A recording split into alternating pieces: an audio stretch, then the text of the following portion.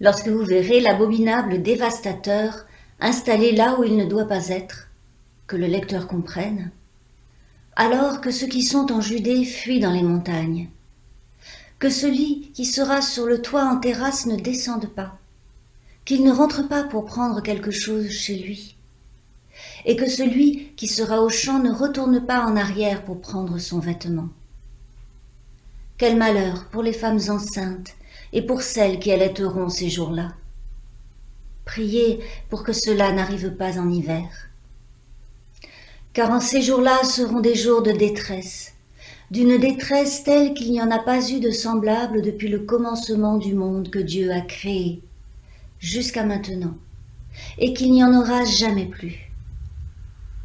Si le Seigneur n'avait abrégé ces jours, personne ne serait sauvé. Mais il a abrégé ces jours à cause de ceux qu'il a choisis. Alors si quelqu'un vous dit « Le Christ est ici, il est là-bas », ne le croyez pas. Car des Christs de mensonges et des prophètes de mensonges se lèveront. Ils donneront des signes et des prodiges pour égarer, si c'est possible, ceux qui ont été choisis. Soyez sur vos gardes, je vous ai bien prévenu. Mais en ces jours-là, après cette détresse-là, le ciel s'obscurcira, la lune ne donnera plus sa clarté, les étoiles tomberont du ciel et les puissances qui sont dans les cieux seront ébranlées.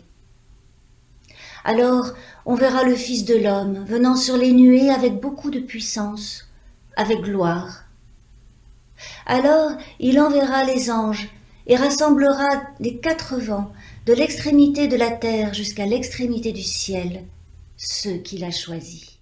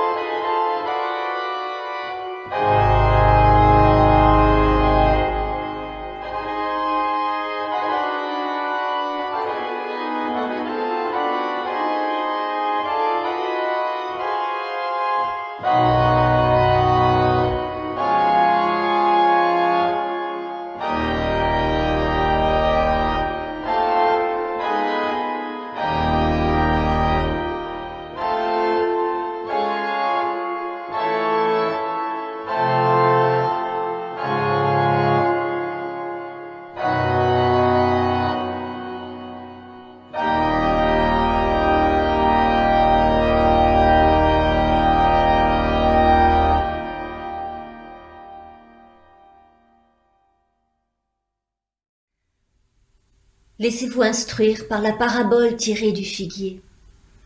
Dès que ses branches deviennent tendres et que les feuilles poussent, vous savez que l'été est proche. De même, vous aussi, quand vous verrez ces choses arriver, sachez qu'il est proche, aux portes.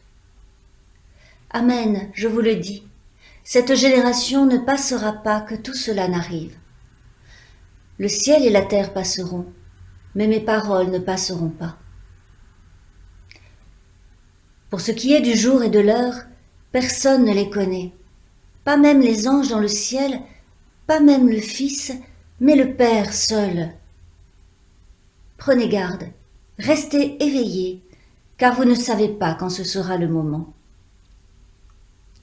Il en sera comme d'un homme qui, partant en voyage, laisse sa maison, donne autorité à ses esclaves, à chacun sa tâche, et commande au gardien de la porte de veiller.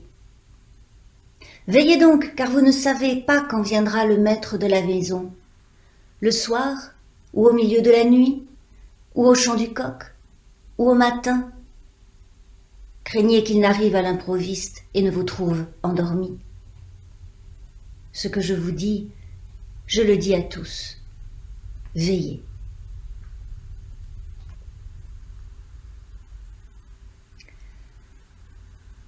La Pâque et les pains sans levain devaient avoir lieu 2 jours après. Les grands prêtres et les scribes cherchaient comment faire arrêter Jésus par ruse et le tuer, car ils disaient « pas en pleine fête », de peur qu'il n'y ait de l'agitation parmi le peuple.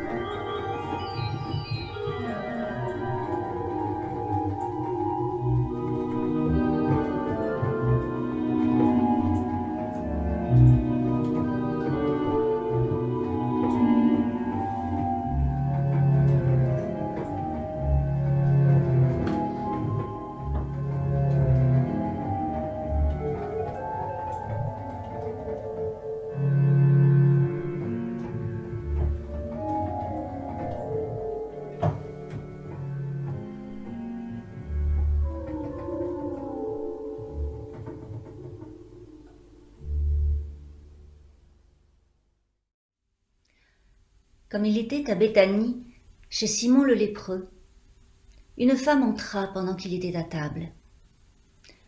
Elle tenait un flacon d'albâtre plein d'un parfum de nard pur de grand prix. Elle brisa le flacon et répandit le parfum sur la tête de Jésus. Quelques-uns s'indignaient. « À quoi bon gaspiller ce parfum ? On aurait pu vendre ce parfum plus de 300 deniers et les donner aux pauvres. » Et ils s'emportaient contre elle. Mais Jésus dit, « Laissez-la. Pourquoi la tracassez-vous ? Elle a accompli une belle œuvre à mon égard. Les pauvres, en effet, vous les avez toujours avec vous, et vous pouvez leur faire du bien quand vous voulez. Mais moi, vous ne m'avez pas toujours. » Elle a fait ce qu'elle a pu. Elle a d'avance embaumé mon corps pour l'ensevelissement. Amen, je vous le dis. Partout où la bonne nouvelle sera proclamée dans le monde entier, on racontera aussi, en mémoire d'elle, ce que cette femme a fait.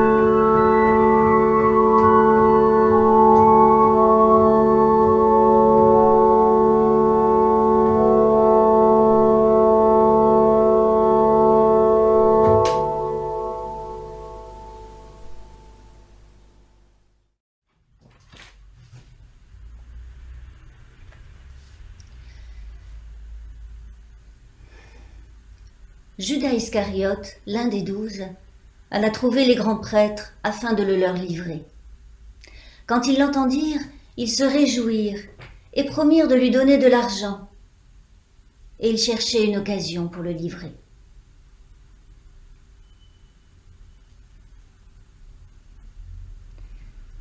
Le premier jour des pains sans levain, le jour où l'on sacrifiait la Pâque, ses disciples lui disent « Où veux-tu que nous allions te préparer le repas de la Pâque ?» Il envoie 2 de ses disciples et leur dit « Allez à la ville. Un homme portant une cruche d'eau viendra à votre rencontre. Suivez-le. Et là où il entrera, dites au maître de maison, « Le maître dit, où est la salle où je mangerai la Pâque avec mes disciples ?» Il vous montrera une grande chambre à l'étage, aménagée et toute prête. C'est là que vous ferez pour nous les préparatifs. Les disciples partirent, arrivèrent à la ville, trouvèrent les choses comme il leur avait dit et préparèrent la Pâque. Le soir venu, il arrive avec les 12. Pendant qu'ils étaient à table et qu'ils mangeaient, Jésus dit « Amen, je vous le dis, l'un de vous qui mange avec moi me livrera. » Attristés, ils se mirent à lui dire l'un après l'autre « Est-ce moi ?» Il leur répondit « C'est l'un des 12, celui qui met avec moi la main dans le plat. » Le Fils de l'homme s'en va selon ce qui est écrit de lui. Mais quel malheur pour cet homme par qui le Fils de l'homme est livré. Mieux vaudrait pour cet homme ne pas être né. Pendant qu'il mangeait, il prit du pain. Après avoir prononcé la bénédiction, il le rompit et le leur donna en disant « Prenez, ceci est mon corps. » Il prit ensuite une coupe. Après avoir rendu grâce, il la leur donna et ils en burent tous. Il leur dit alors « Ceci est mon sang, le sang de l'alliance qui est répandu pour une multitude. Amen, je vous le dis. Je ne boirai plus du produit de la vigne jusqu'au jour où je le boirai nouveau dans le royaume de Dieu. »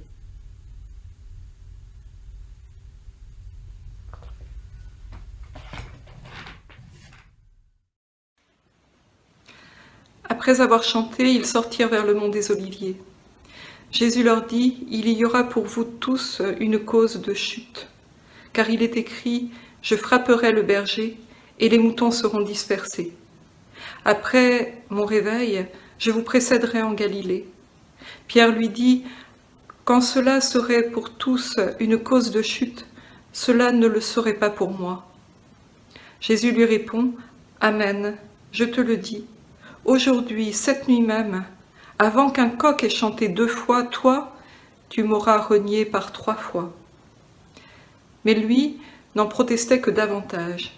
« Quand il me faudrait mourir avec toi, je ne te renierai pas. » Et tous en disaient autant.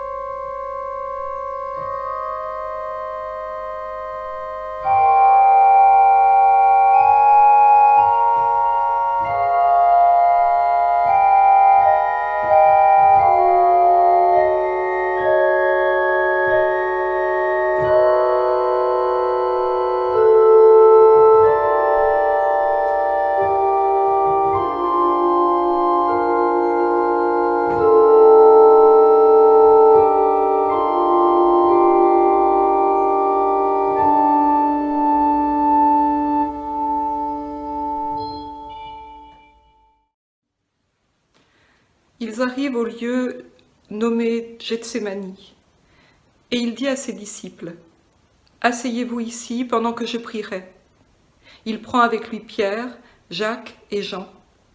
Il commença alors à éprouver l'effroi et l'angoisse. Il leur dit, « Je suis triste à mourir. Demeurez ici et veillez. » S'étant avancé un peu, il tombait à terre et priait pour que, s'il était possible, cette heure s'éloigne de lui. Il disait, « Abba, Père, tout est possible pour toi. Éloigne de moi cette coupe. Toutefois, non pas ce que moi je veux, mais ce que toi tu veux. » Il vient et les trouve endormis. Il dit alors à Pierre, « Simon, tu dors. Tu n'as pas été capable de veiller 1 heure. Veillez et priez afin de ne pas entrer dans l'épreuve. L'esprit est ardent, mais la chair est faible. » Il s'éloigna encore et pria en répétant les mêmes paroles. Puis il revint et les trouva endormis, car ils avaient les yeux lourds. Il ne savait que lui répondre. Il vient pour la 3e fois et leur dit, « Vous dormez encore, vous vous reposez. » C'en est fait. L'heure est venue, le Fils de l'homme est livré aux pécheurs. Levez-vous, allons. Celui qui me livre s'est approché.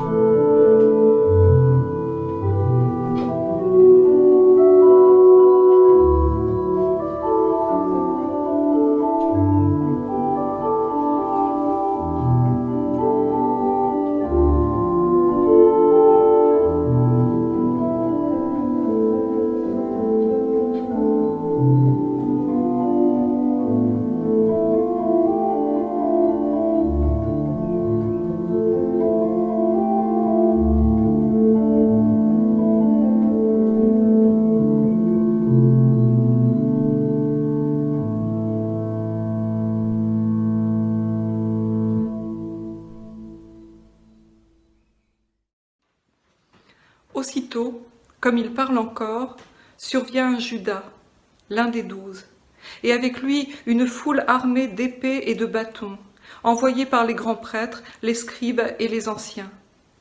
Celui qui le livrait leur avait donné un signal. « Celui que j'embrasserai, c'est lui, arrêtez-le et emmenez-le sous bonne garde. » Aussitôt arrivé, il s'approche de lui et lui dit « Rabbi », et il l'embrassa. Alors ils mirent la main sur lui et l'arrêtèrent. Un de ceux qui étaient là tira l'épée, frappa l'esclave du grand prêtre et lui emporta l'oreille. Jésus leur dit, « Vous êtes sortis pour vous emparer de moi avec des épées et des bâtons, comme si j'étais un bandit. Tous les jours j'étais parmi vous à enseigner dans le temple, et vous n'êtes pas venus m'arrêter. Mais c'est pour que les Écritures soient accomplies. »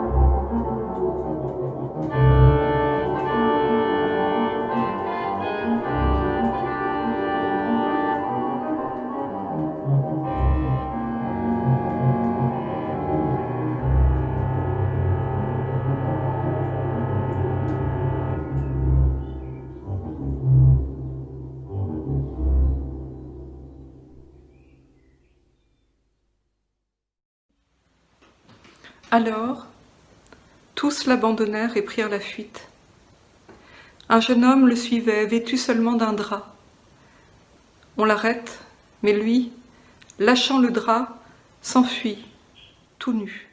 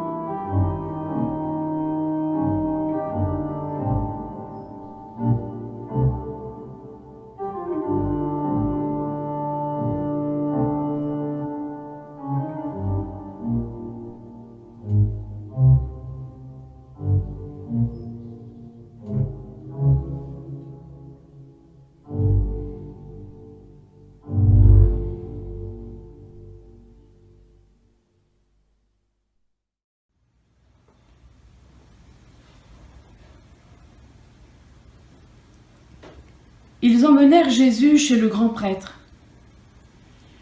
Tous les grands prêtres, les anciens et les scribes se réunirent. Pierre l'avait suivi de loin jusqu'à l'intérieur du palais du grand prêtre, dans la cour.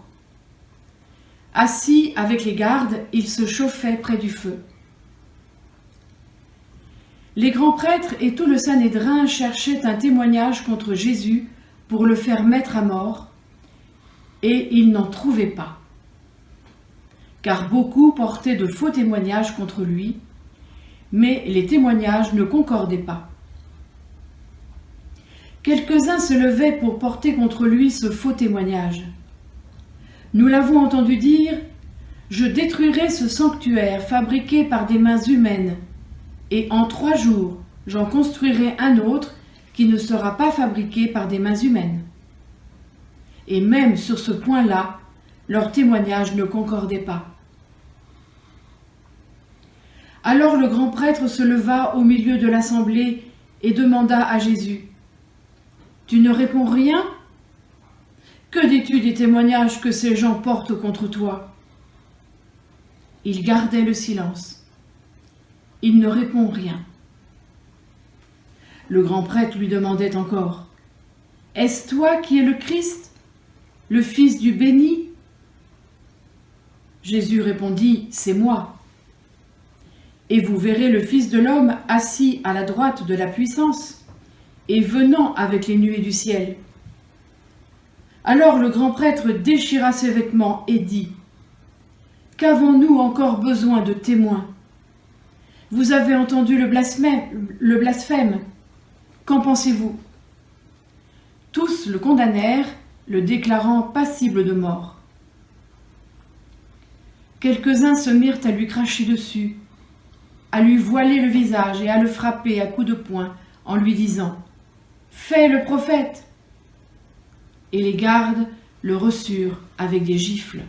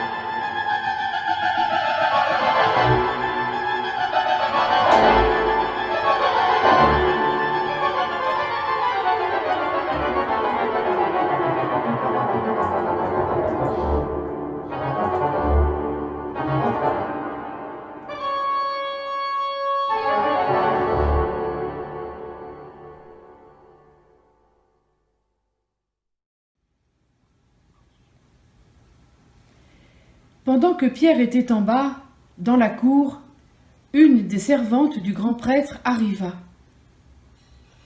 Voyant Pierre qui se chauffait, elle le regarde et dit « Toi aussi tu étais avec Jésus le Nazaréen. » Il le nia en disant « Je ne sais pas, je ne comprends pas ce que tu veux dire, toi. » Puis il sortit pour aller dans le vestibule. Alors un coq chanta. La servante le vit et se remit à dire à ceux qui étaient là « C'est l'un d'entre eux. » Lui, à nouveau, le niait. Peu après, ceux qui étaient là disaient encore à Pierre « Vraiment, tu es de ces gens-là, car tu es aussi galiléen. » Alors il se mit à jurer, sous peine d'anathème « Je ne connais pas l'homme dont vous parlez. » Aussitôt, un coq chanta pour la seconde fois. Pierre se souvint de la parole que Jésus lui avait dite « Avant qu'un coq ait chanté 2 fois, tu m'auras renié par 3 fois. »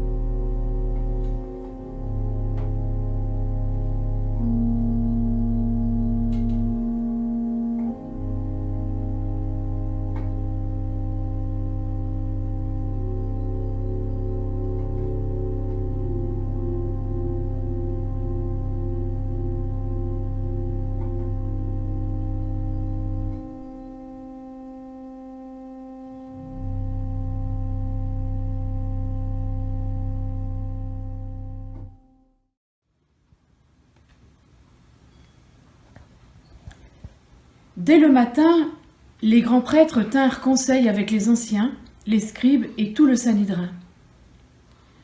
Après avoir lié Jésus, ils l'emmenèrent et le livrèrent à Pilate. Pilate lui demanda : « Es-tu le roi des Juifs, toi ?» Il lui répond : « C'est toi qui le dis. » Les grands prêtres portaient contre lui beaucoup d'accusations. Pilate lui demandait encore : « Tu ne réponds rien ? Vois tout ce dont il t'accuse. » Mais Jésus ne répondit plus rien, ce qui étonna Pilate.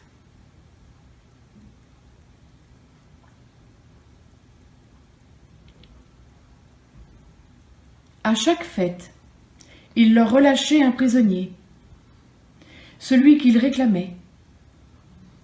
Un nommé Barabbas était en prison avec des émeutiers pour avoir, lors d'une émeute, commis un meurtre. La foule monta et se mit à demander qu'il agisse envers eux comme il avait coutume de le faire. Pilate leur répondit : « Voulez-vous que je vous relâche le roi des Juifs ? » Car il savait que c'était par envie que les grands prêtres l'avaient livré. Mais les grands prêtres soulevèrent la foule pour qu'il leur relâche plutôt Barabbas.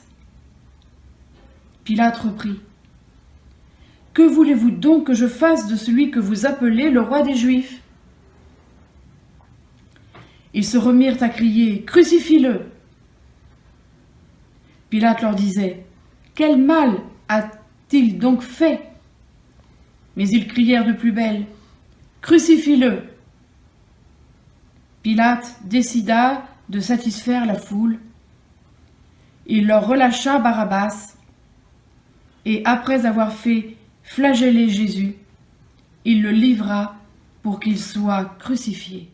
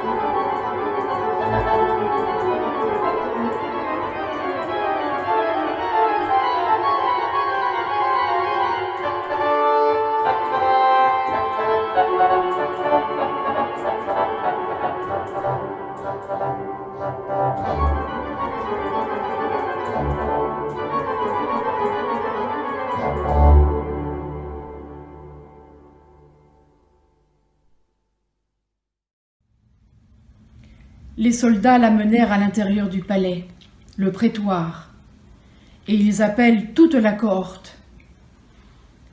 Ils l'habillent de pourpre et posent sur sa tête une couronne d'épines tressée.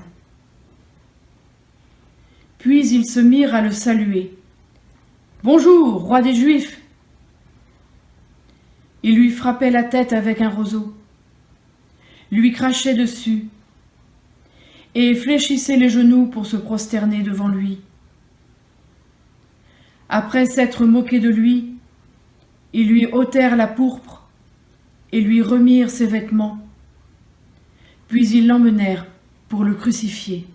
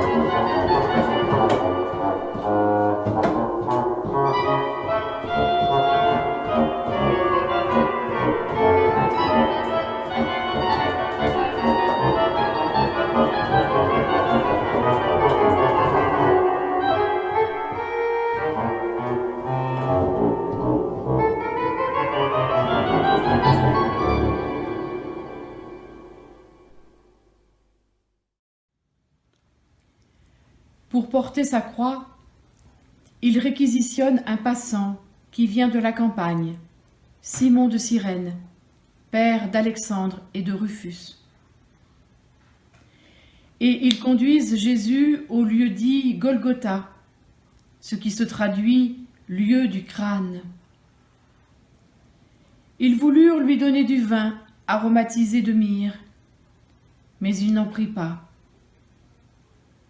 Ils le crucifient et se partagent ses vêtements en tirant au sort ce que chacun emporterait. C'était la 3e heure quand ils le crucifièrent. L'inscription indiquant le motif de sa condamnation portait ces mots : « Le roi des Juifs ». Avec lui, il crucifie 2 bandits, l'un à sa droite, l'autre à sa gauche. Les passants l'injuriaient en hochant la tête. Ils disaient : « Hé, toi qui détruis le sanctuaire et le reconstruis en 3 jours, sauve-toi toi-même et descends de la croix. » Les grands prêtres aussi, avec les scribes, se moquaient entre eux et disaient : « Il en a sauvé d'autres, et il ne peut pas se sauver lui-même. » Que le Christ, le roi d'Israël, descende maintenant de la croix, afin que nous voyions et que nous croyions. Ceux qui étaient crucifiés avec lui l'insultaient aussi.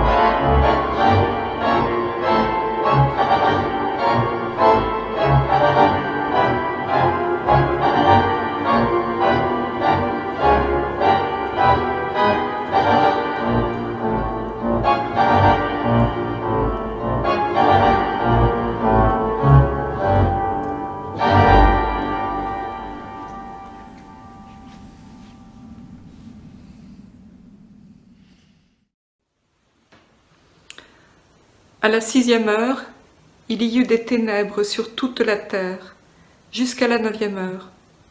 À la 9e heure, Jésus cria « Éloi, Éloi, lema sabachthani », ce qui se traduit « Mon Dieu, pourquoi m'as-tu abandonné ?»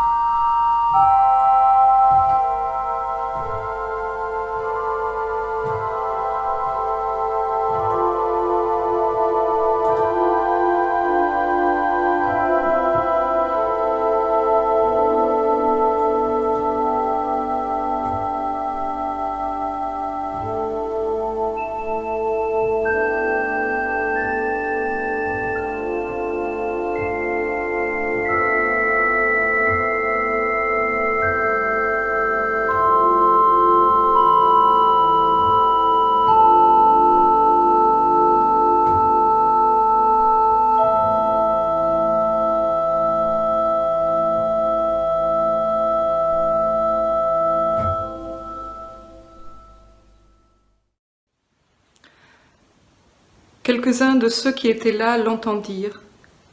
Ils disaient, « Tiens, il appelle Élie !» Quelqu'un courut remplir de vin aigre une éponge et la fixa à un roseau pour lui donner à boire, en disant, « Laissez, voyons si Élie va venir le descendre de là. » Mais Jésus laissa échapper un grand cri et expira.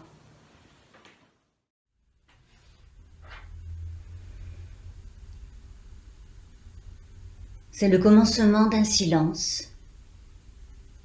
Après l'appel de Jésus crucifié, à la fois désolation et confiance, Jésus qui devant l'avance de la mort n'avait déjà plus de mots et a emprunté ceux d'un psaume.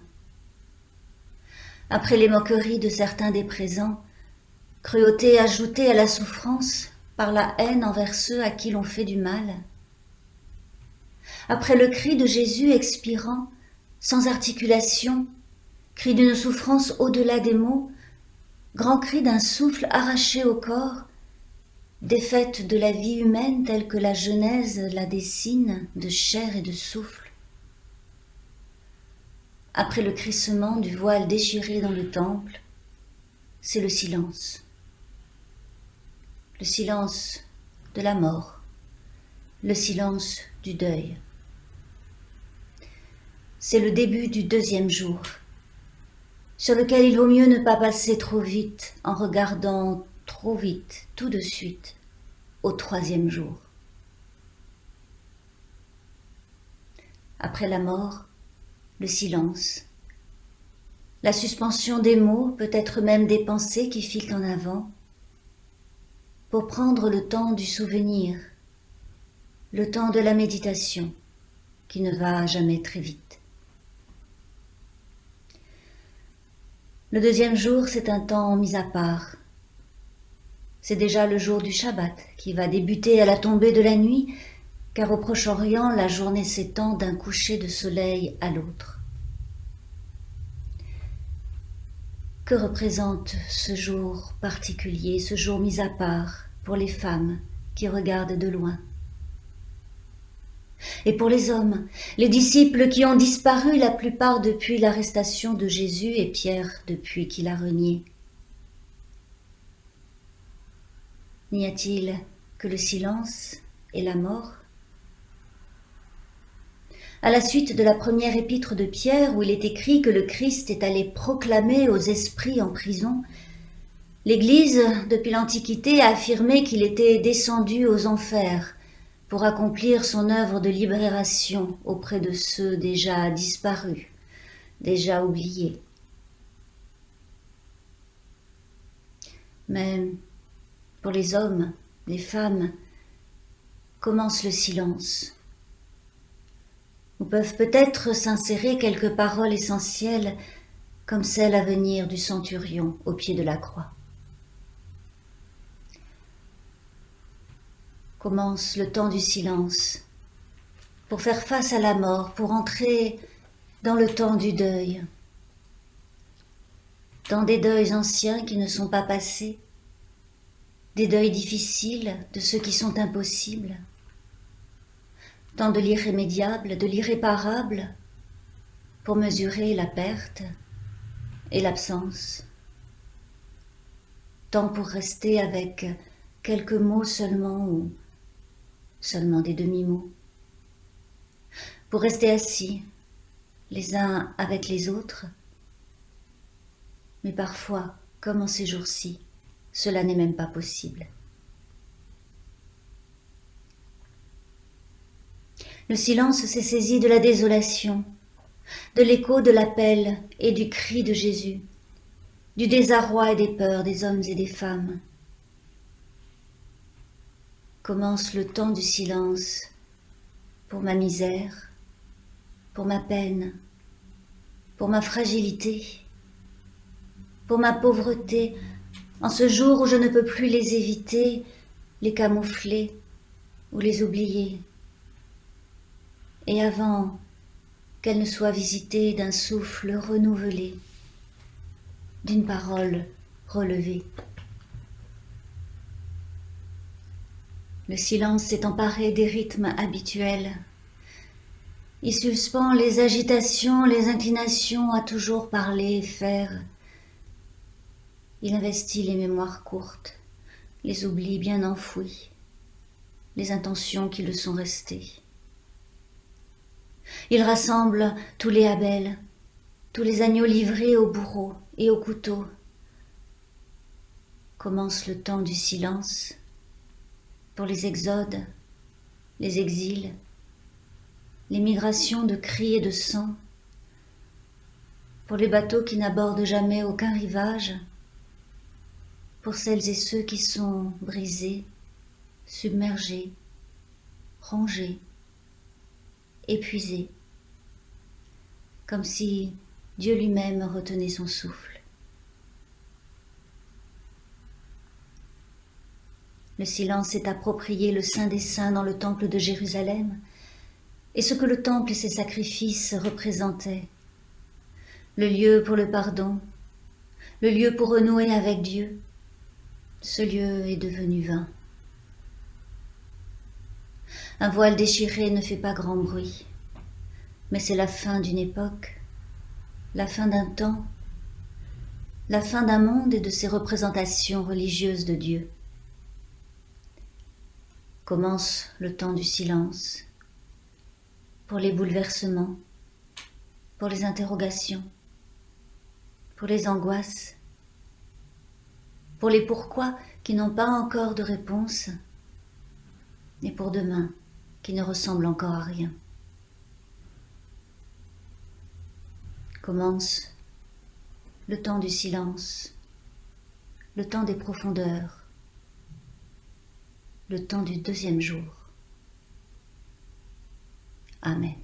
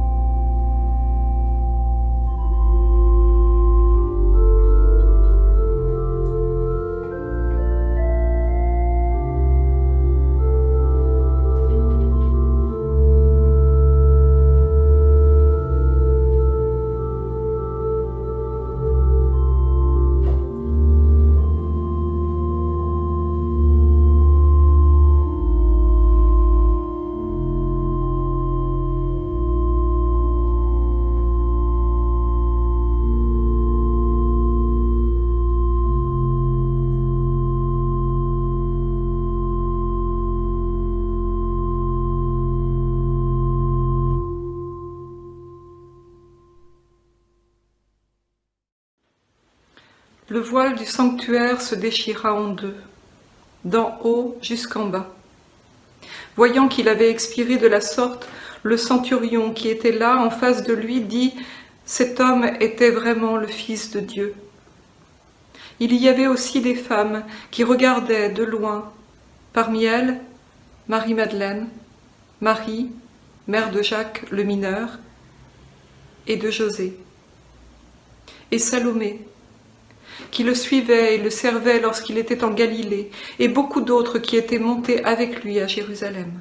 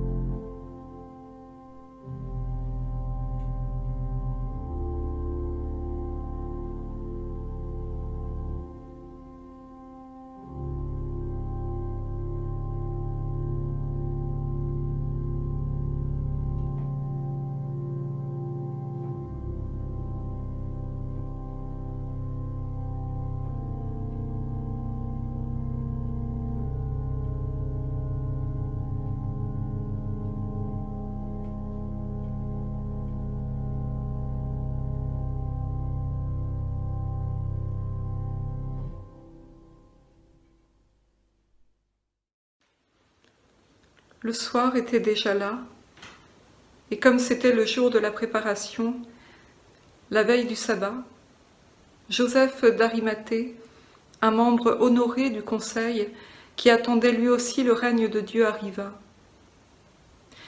Il osa se rendre chez Pilate pour demander le corps de Jésus. Étonné qu'il soit déjà mort, Pilate fit appel au centurion et lui demanda s'il était mort depuis longtemps. Renseigné par le centurion, il donna le corps à Joseph.